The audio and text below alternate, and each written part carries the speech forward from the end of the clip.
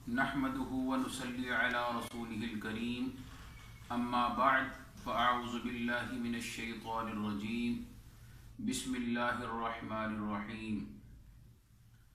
ناظرین کرام، آج جس موضوع کا میں نے انتخاب کیا ہے منافقت، اور منافق کسے کہتے ہیں، یعنی جس کا ظاہر اور باطن اور ہو اسے منافق کہتے ہیں، یعنی دل کی بات اور ہو زبان کی بات اور ہو۔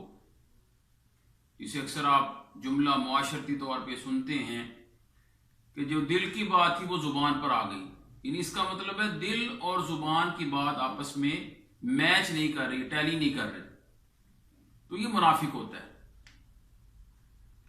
تو انسان کو اس کے مقابلے میں اسٹریٹ فارورڈ ہونا چاہیے، سیدھی بات کرنی چاہیے، کیونکہ سورۃ الاحزاب میں بھی ارشاد ہوا ہے یا ایھا الذین آمنوا اتقوا اللہ وقولوا قولا سدیدا، اے ایمان والو اللہ سے ڈرو اور سیدھی بات کہو، سچی بات کہو، وکونوا مع الصادقین، یہ بھی الفاظ ہمیں قرآن مجید میں ملتے ہیں کہ سچوں کے ساتھ ہو جاؤ۔ تو منافقت سے کوشش کرنی چاہیے جتنا بھی زیادہ سے زیادہ ہم پرہیز کر سکیں، اور اس کی دو اقسام ہیں، اعتقادی منافق اور عملی منافق۔ اعتقادی منافق کیا ہوتا ہے؟ یعنی جو عقیدے کے اعتبار سے پکا منافق ہو چکا ہوتا ہے، اس نے ایک لبادہ اوڑا ہوتا ہے، یعنی اقرار باللسان، کلمے کا زبان سے تو اقرار کیا ہوتا ہے، وتصدیق بالقلب، قلب سے وہ تصدیق نہیں کرتا، یعنی منافق بھی کلمہ پڑھتا ہے، مومن کا کلمہ اور ہوتا ہے، منافق کا کلمہ اور ہے۔ مومن دلی تصدیق بھی کرتا ہے اس کلمے کی، لیکن منافق اس دلی تصدیق سے بہت دور ہوتا ہے۔ زبان سے کہہ بھی دیا لا الہ تو کیا حاصل، دل و نگاہ مسلمان نہیں تو کچھ نہیں، یعنی اس کے بغیر بات نہیں بنے گی۔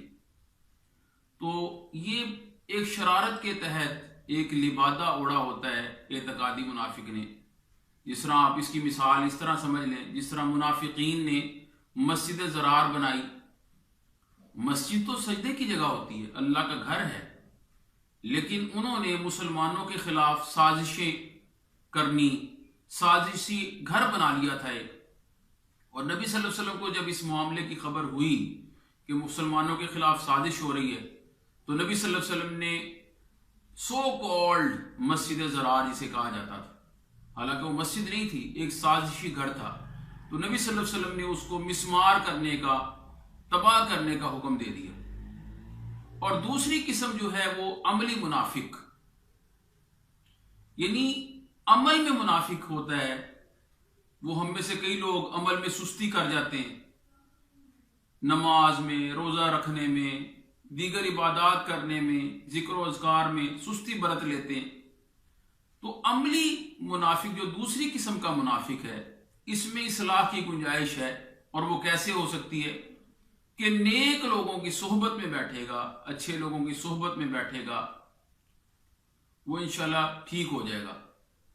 اور کمپنی کا ایک آپ جانتے ایفیکٹ ہوتا ہے، وہ ہم محاورہ بھی پڑھتے ہیں، a man is known by the company he keeps, کہ انسان جو ہے اپنی صحبت سے پہچانا جاتا ہے۔ اچھوں کے ساتھ کوئی اچھا بیٹھا ہے، اچھوں کے ساتھ کوئی بد بھی بیٹھا ہے نا، تو وہ بھی اچھا ہی شمار ہوگا، اور اگر بروں میں کوئی اچھا بیٹھا ہے تو وہ بھی برا ہی شمار ہوگا۔ یہ کمپنی کا اثر ہوتا ہے، اس سے آپ اندازہ کر لیں۔ اور منافق کی جو نشانیاں بتائی گئیں، اس میں ہم نے اپنے آپ کو ہی پرکھنا ہے کہ ہمارے اندر تو وہ علامات نہیں۔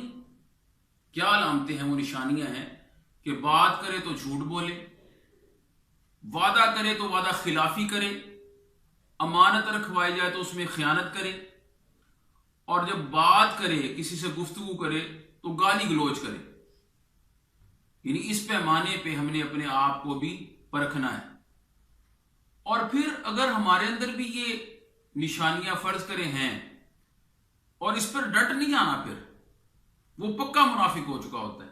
پھر اس پر مہر لگ جاتی ہے، اور یہ مہر کسی انسان کی لگائی نہیں ہوتی، اللہ اس پہ مہر لگا دیتا ہے، پھر وہ درست نہیں ہو سکتا، وہ پکا منافق ہو چکا ہوتا ہے۔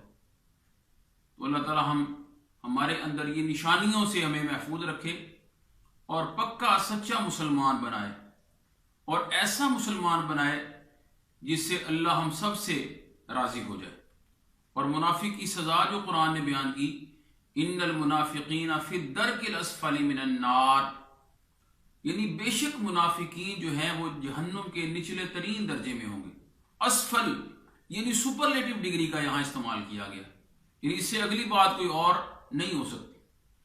تو اللہ تعالی ہم سب کو ہر قسم کی منافقت سے محفوظ رکھے اور پکا سچا مسلمان بنائے، کیونکہ مومن اور مسلم میں فرق بھی یہی ہے نا کہ مومن مسلم سے بھی بڑھ کر درجہ ہے، کہ مسلمان اللہ کو مانتا ہے جبکہ مومن اللہ کی مانتا ہے۔ تو اللہ تعالی ہم سب کے علم و عمل میں اضافہ فرمائے، اور اللہ تعالی ہم سب کا حامی و ناصر ہو۔